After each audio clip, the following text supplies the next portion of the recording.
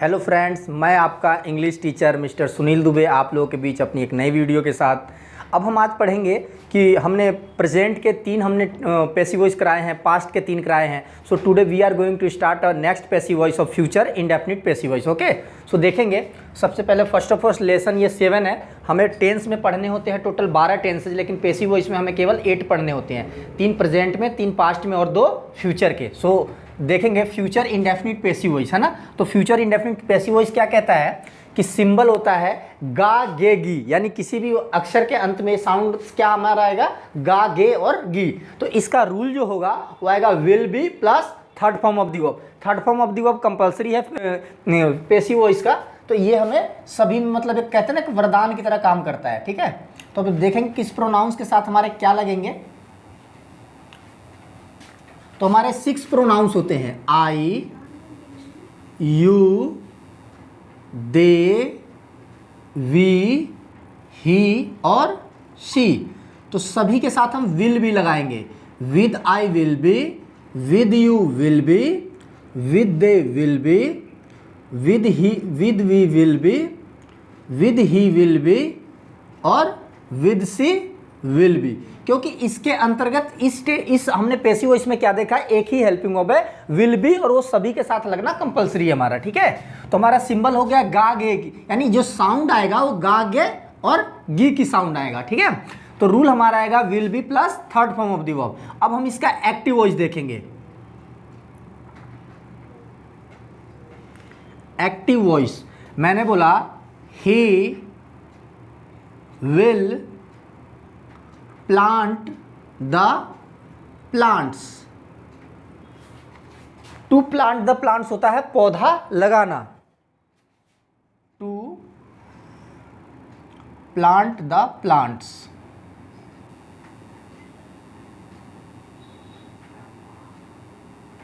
पौधा लगाना। Plant, planted, planted.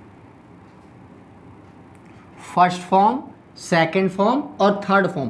तो हमारे को कंपलसरी क्या करना है, हमारे को वर्ब की थर्ड फॉर्म लगेगा हर किसी में। ये प्लांट्स ये हमारा वर्ब होता है और ये हमारा जो रिमेनिंग पार्ट्स होता है ये हमारा ऑब्जेक्ट होता है। तो हम इसका पैसिव वॉइस बनाएंगे। तो सबसे पहले we mark first dividing line where the tense starts. तो सब्जेक्ट पे हमने स्टार्ट किया। Next we mark second dividing line where the tense ends. तो ये हमारा सब्जेक्ट हो गया, ये हमारा टेंस हो गया और ये हमारा ऑब्जेक्ट हो गया। सो ऑब्जेक्ट को हम रिप्लेस करते हैं सब्जेक्ट की जगह और सब्जेक्ट को रिप्लेस करते हैं हम ऑब्जेक्ट की जगह। तो सबसे पहला हमारा द प्लांट्स आ जाएगा, द प्लांट्स। अब हम ये देखेंगे कि यहाँ पे हमारा प्लूरल सब्जेक्ट है, सिंगुलर नहीं है, क्योंकि यदि एस मैं हटा दूं तो सिंगुलर हो जाएगा। ये प्लांट्स है तो प्लांट्स में प्लूरल सब्जेक्ट में प्लूरल हेल्पिंग वो भी लगेगा। लेकिन हम ये देखेंगे ये सिंगुलर है तो सिंगुलर के साथ हमेशा क्या लगेगा, विल बी। तो ये हमारा रूल कह रहा है कि सिंगुलर के साथ हमेशा क्या लगाओ, विल बी, क्योंकि सभी के साथ एक ही हेल्पिंग वर्ब लगेगा, क्योंकि हमारे पास एक ही हेल्पिंग वर्ब है। तो द प्लांट्स विल बी। अब कह रहा है थर्ड फॉर्म क्या होगा, planted, PLANTED, planted by. By हमारा कंपलसरी होता है लगना। और देखो जो ही जो है ना, ही हमारा सब्जेक्ट है। अब इसका ऑब्जेक्ट क्या आ जाएगा, ही का, हिम। तो हो गया ही विल प्लांट द प्लांट्स, वह पौधा लगाएगा। The plants will be planted by him, पौधा उसके द्वारा लगाया जाएगा। ठीक है, तो हम नेक्स्ट सेंटेंस देखेंगे इसका नेगेटिव एक्टिव वॉइस।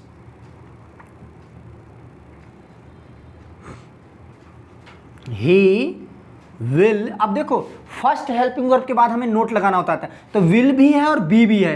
1 2, यदि मैं काउंटिंग के अकॉर्डिंगली रख दूं तो 1 के बाद 2 आता है, तो फर्स्ट हेल्पिंग वर्ब के बाद ही हमारा नोट लगेगा। तो यहां पे हमारा नोट आ जाएगा। So he will not be plant the plants, वह पौधा नहीं लगाएगा। ओके, सो हम इसका पैसिव वॉइस देखेंगे।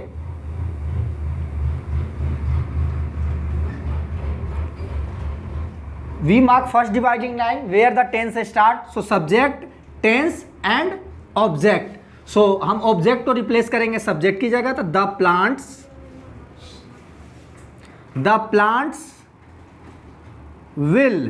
विल के बाद क्या लगेगा, सॉरी यहाँ पे बी नहीं आएगा। ओके, एक मिनट देखेंगे। सो विल नोट है ना, So he will not plant the plants. So the plants will not be, क्योंकि फर्स्ट हेल्पिंग वर्ब के बाद हमेशा नोट लगेगा, तो फर्स्ट के बाद हमने क्या लगा दिया, नोट। तो the plants will not be planted, ये हमारा वर्ब है, वर्ब की यहाँ पे थर्ड फॉर्म लगेगी, तो थर्ड फॉर्म क्या देगा, प्लांटेड। अब लगेगा बाई, अब जो ही है सब्जेक्ट, इसका क्या लग जाएगा, object him.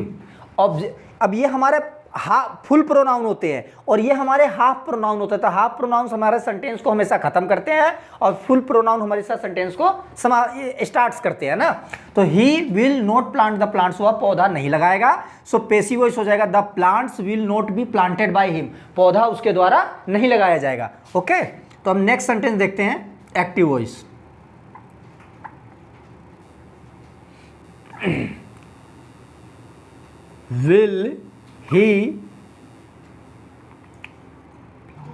will he plant the plants, question mark है ना, क्या वह पौधा लगाएगा, है ना।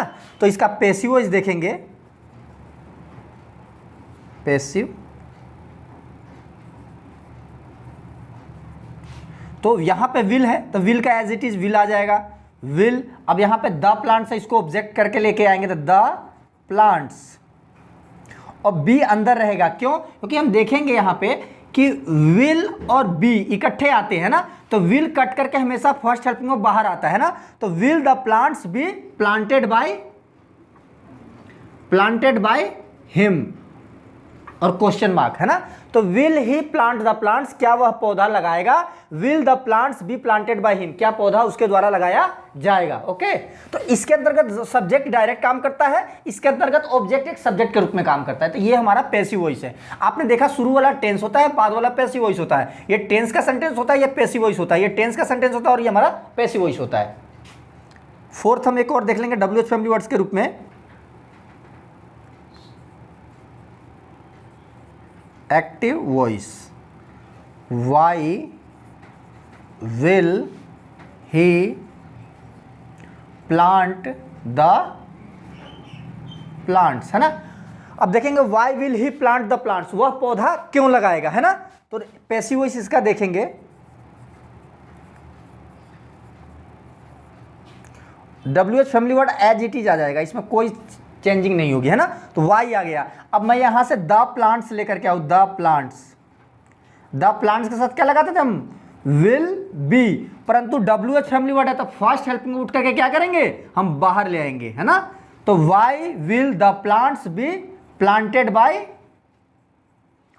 बाय हिम, है ना।